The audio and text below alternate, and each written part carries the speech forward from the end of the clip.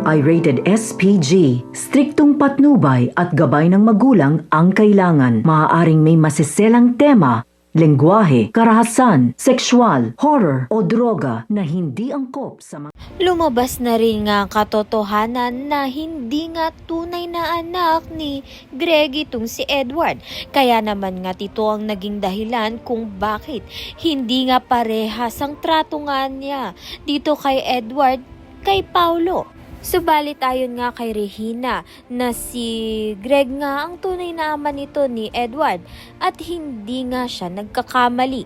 Subalit nagdududa pa rin nga itong si Greg. Sa kabilang banda naman nga dahil itinakwil na nga ni Greg itong si Edward.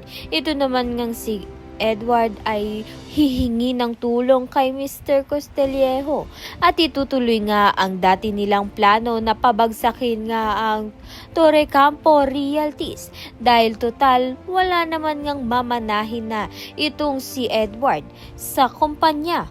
Kaya naman nga't yan at iba pa ang dapat nating pakaabangan. Maraming salamat sa iyong panonood.